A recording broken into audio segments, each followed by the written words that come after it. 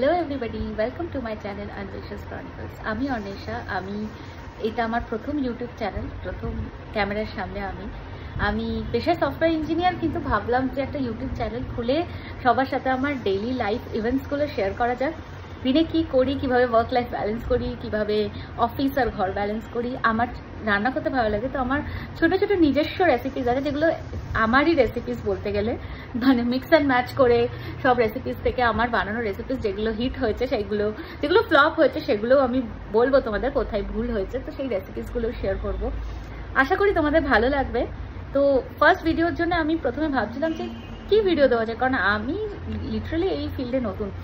তো তাই জন্য ভাবলাম যে এখন যেহেতু এত গরম পড়েছে, let's make a refreshing energy drink, যেটা এই গরমে, কলকাতা এখন প্রচণ্ড গরম, এই গরমে সবার জন্য খুব উপকারী হবে, লু লাগার থেকে প্রোটেক্ট করবে।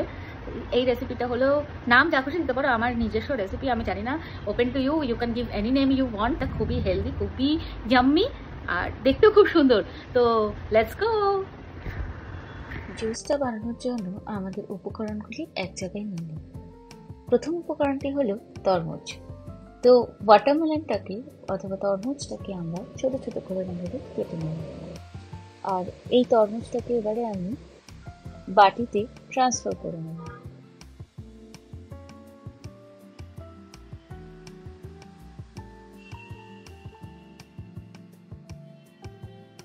এবারে তরমুজটাকে আমি ভালো করে এরকমভাবে চেপে চেপে এটাকে স্কোয়াশ করে নেব।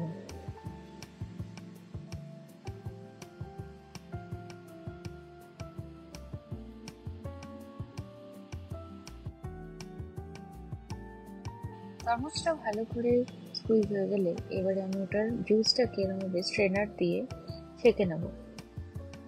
জুসটা একটা বাটিতে সেপারেট করে রাখবো,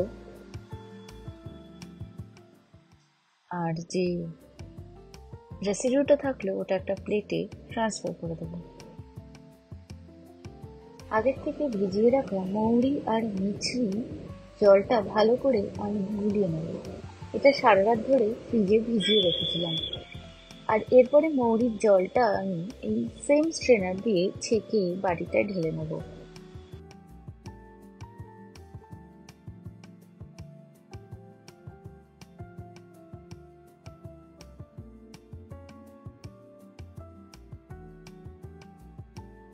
এবার আমার দুটো লেবু লাগবে।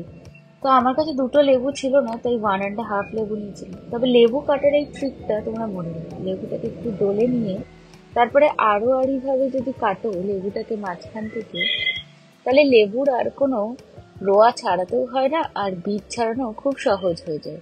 ঠিক এমন করে, যদিও আমার কাছে আগের থেকে একটা কাটা লেবু ছিল, তো সেই জন্য সেইটাকে আমি আর মন মতো করে কাটতে পারিনি। তো যাই হোক, এটা দিয়ে আমি আজকের আমার কাজ চালিয়ে নেব। এরপর একে একে করে লেবুগুলো নিয়ে ছাঁকনির উপরে দিয়ে রস করে নেবো, যাতে লেবুর বীজগুলো জলে না পড়ে।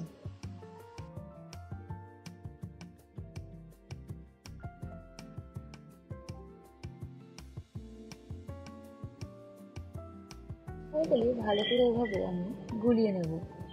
আর এরপর আমি এর মধ্যে দেবো স্বাদ মতো বিট লবণ।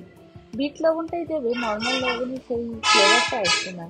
আর বিট লবণই শরীরের জন্য যেমন ভালো, একটা সুন্দর ইউনিক ফ্লেভার আছে, যেটা কিনা খাবারে একটা আলাদা স্বাদ এনে দেয়। আর এরপরে আমি ভাজা মশলা দিলাম 1/2 চামচ। এই ভাজা মশলাটা হলো খুবই কমন রেসিপি, সবার বাড়িতেই থাকে। যদি তোমাদের দরকার হয় আমাকে বলবে, পরে বানিয়ে দেবো ঠিকই। এটা মেনলি ওই জিরে আর ধনে একসাথে শুকনো খোলায় ভেজে গুঁড়ো করে নেওয়া।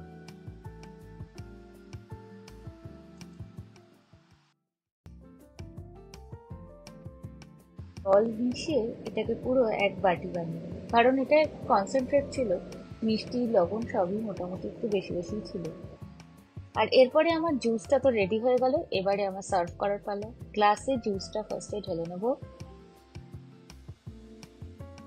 জুস ঢালার পরে এরপরে আমি যে একটু বরফ বের করে রেখেছি ফ্রিজ থেকে, তো বরফ তোমাদের কাছে থাকলে এরকম কিছু বরফ কুচি দিয়ে দেবে, খেতে বেশ ভালোই লাগে গরমে। আর এরপরে যে তরমুজের টুকরোগুলো বেঁচেছিল ওইগুলো আমি এই জুসের মধ্যে দিয়ে দেবো। ফলের গোটা টুকরো থাকলে ফলের ফাইবারটাও পেটে যাবে আর সেটাও শরীরের জন্য উপকারী।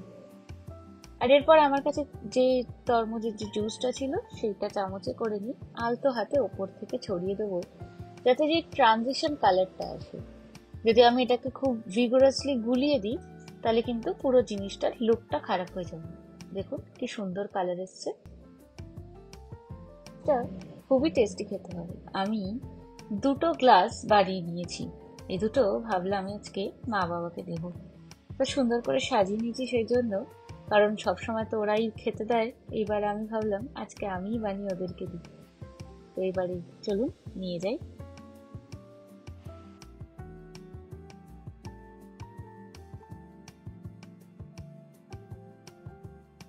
মাকে দিলাম, মা তো খেয়ে আমাকে যথেষ্ট ভালোই বললো। তোমরাও বাড়িতে বানিয়ে দেখো কেমন হয়েছে আমায় জানো। আজকে তাহলে এখানে শেষ করছি, টাটা।